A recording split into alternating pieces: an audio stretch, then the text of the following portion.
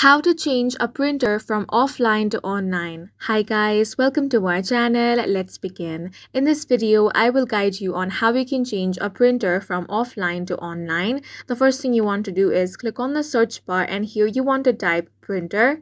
Now from the search results, click on printer and scanners option.